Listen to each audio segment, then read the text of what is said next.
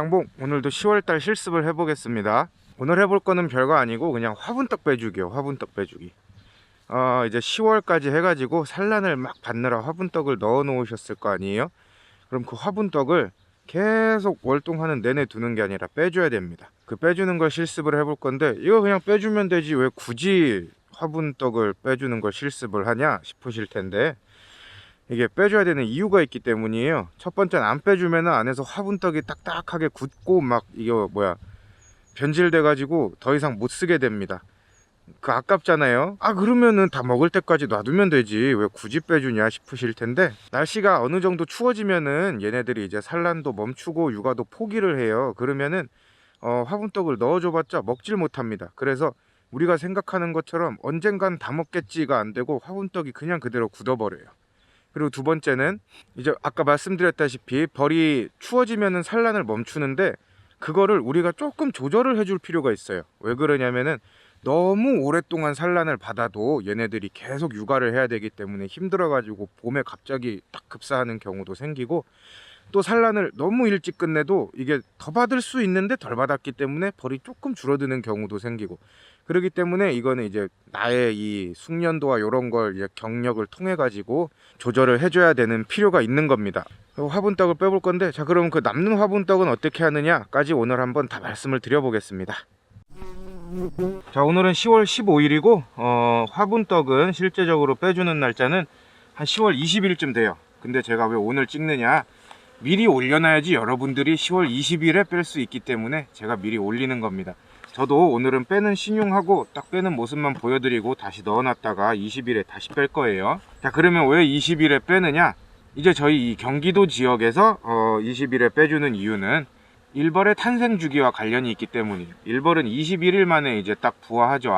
처음 알에서 나서 21일 만에 성충이 딱 돼서 나오는데, 지금 10월 20일에 뺀다고 치면은 10월 말이잖아요. 10월이 이제 열흘밖에 안 남은 때예요.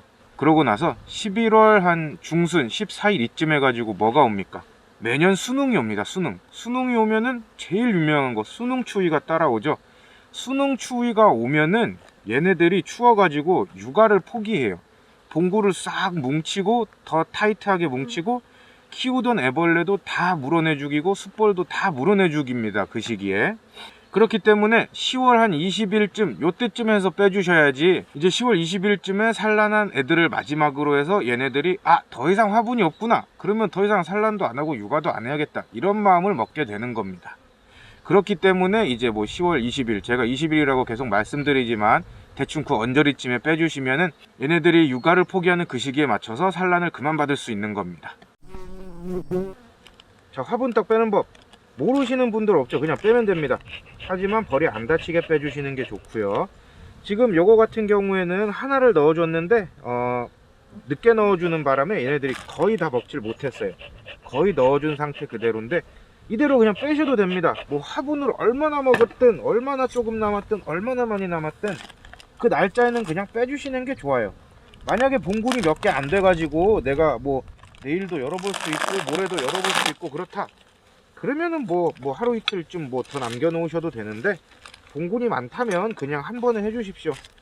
이게 한 번에 해주는 게 일하기도 편하고 하루 이틀 빨리 해준다고 해서 얘네들이 큰 차이가 나는 게 아니에요. 자 이렇게 빼주시면 됩니다.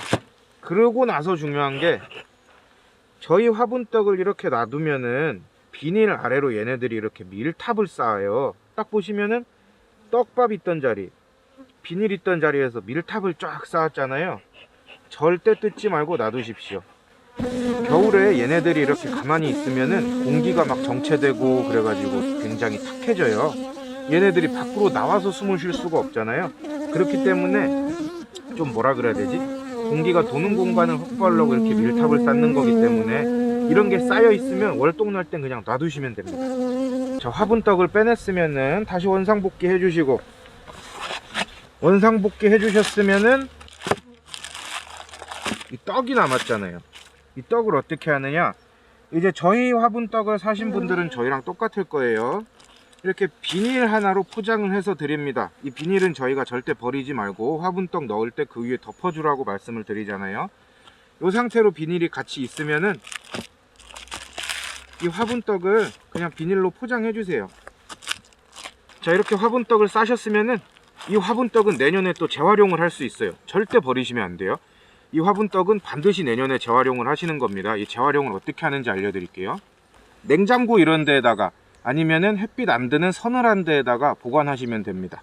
이 비닐, 첫 번째 비닐로 꼭 싸서 보관하셔야 되는 이유는 비닐로 안 싸면은 외부 공기가 계속 닿으면 이게 딱딱하게 굳어서 더 이상은 못 먹어요. 회복이 안 되기 때문에 반드시 비닐로 싸주시고, 두 번째, 직사광선을 계속 받으면은 얘네들이 상태가 계속 변질되기 때문에 안 좋습니다.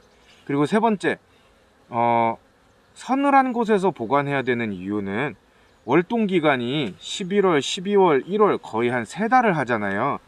3달 동안 이 남은 화분떡을 보관을 해야 되는데, 뭐 좀 이렇게 습한데, 뭐 햇빛 많은데, 당연히 이런 조건 안 좋은 데에다가 하면 변질되겠죠. 그렇기 때문에 건조하고 서늘한 데다 보관하라고 말씀을 드리는 겁니다.